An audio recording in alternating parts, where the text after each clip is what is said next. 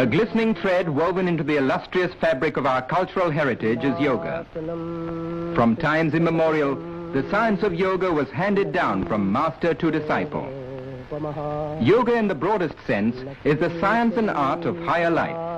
It is the disciplining of all our powers, physical, mental, moral and spiritual, with a view to a richer and fuller life.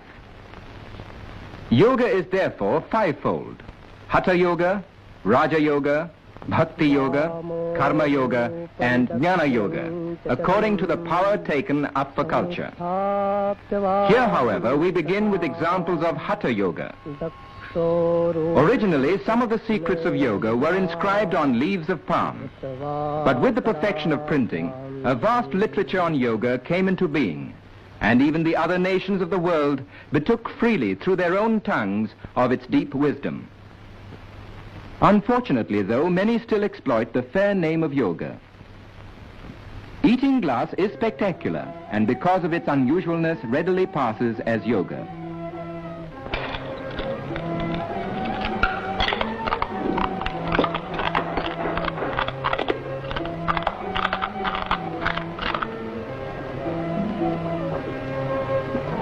Any audience will watch such a feat in wide-eyed wonder, and more so when the performer follows it with undiluted nitric acid.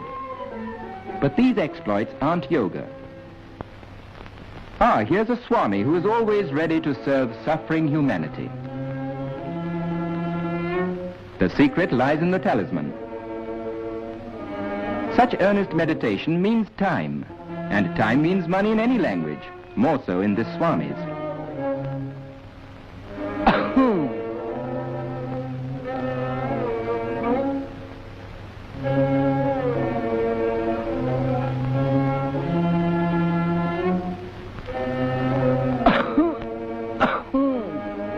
It takes all sorts to make a world, and such acts have done much to discredit yoga. But the genuine followers of yoga are above such petty concepts, for there is no base materialism in yoga. It involves purification, concentration, control, dedication or sublimation of the respective power. The ultimate aim of yoga is to achieve purity and freedom of the spirit. Yoga then is the science of living a pure and healthy life, physically, mentally and spiritually. To help achieve this end, a set of physical exercises called asanas has been evolved, which can be followed by anyone of any age, race or creed.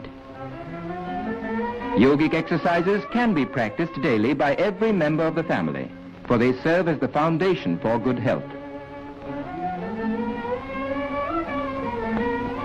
Practice the exercises in a clean and airy place.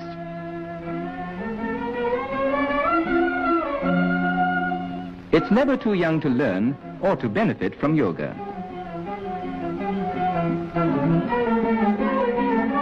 Here is a yoga institute in Bombay which still preserves the ancient traditions and caters to the needs of our countrymen. For the cure of specific ailments, one should seek guidance from an expert who will first carry out a detailed medical examination. Yogic asanas are divided into two principal groups, meditative and cultural.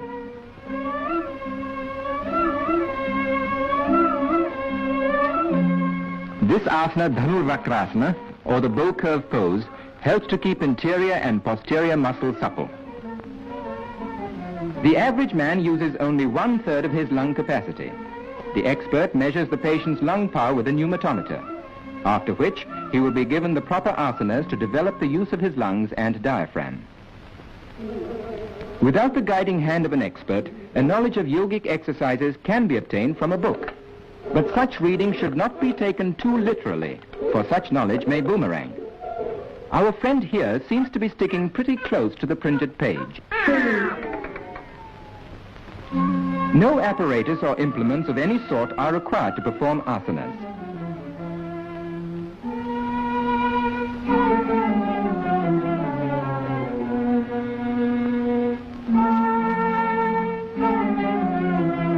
Unlike physical culture in the Western style, the accent on asanas is not to develop muscles for the sake of muscles alone.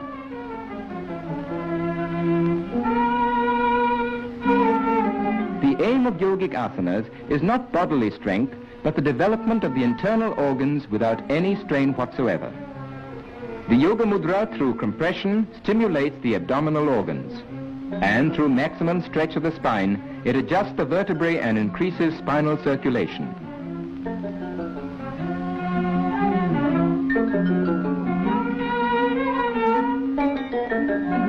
For promoting elasticity of the body, there is no better exercise than Paschimotthana, the posterior stretching pose.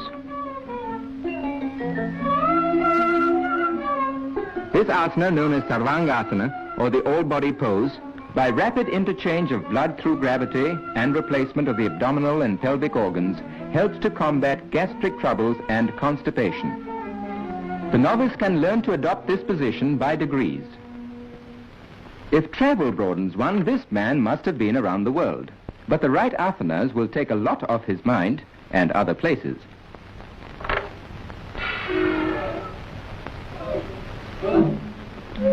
Even though of ancient origin, the daily practice of yogic exercises will benefit all who live in the modern world, no matter what profession we follow.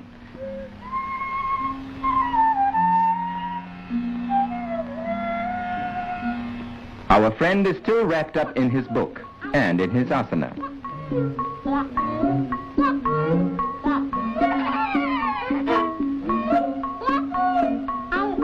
What he needs is a helping hand. Good, he has one to spare. Shirasasana, or the head-low posture, commonly called the topsy-turvy pose, is a form of head-low exercise that requires great skill and execution. Observe its execution carefully.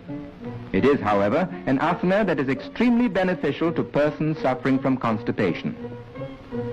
The Shirashasana must be practiced in moderation by stages, first a few seconds and then gradually increased to 5 minutes. It improves the general circulation, especially in the head, and relieves pressure on the distended or compressed internal organs. It is good for the brain and improves the memory. It is also supposed to prevent gray hair. The beneficial effects of yoga are also enjoyed by our women. Here's the Bhujangasana, or the famous cobra pose, specially suitable for women in the exercising of the spine and abdomen and for toning up the pelvic muscles. Viparita Karni, or reverse process, tones up the pelvic organs.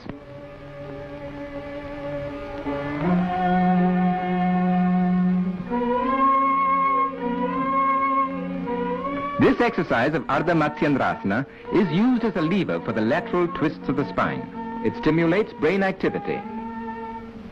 Such is the success of yoga in the West that a famous ballet school in Europe has adopted many of the asanas as a part of its curriculum.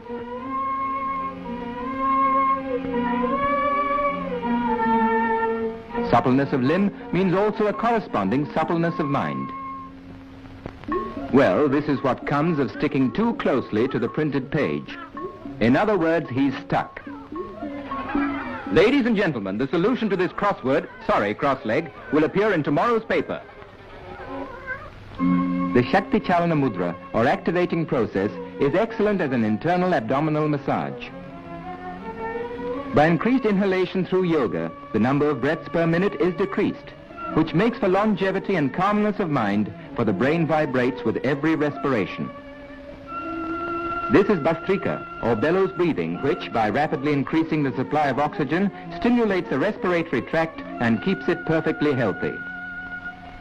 The aim of yoga is not only bodily strength, but health, stamina, and efficiency of mind, qualities that we all need at work or play in everyday life.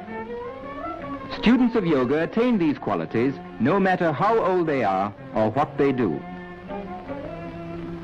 With physical and mental good health thus acquired, man can, with further training in yoga, attain the sublimity and freedom of his soul. And when he finally becomes one with the infinite, he enters the realm of eternal peace, which is, and always will be, the supreme aim of man.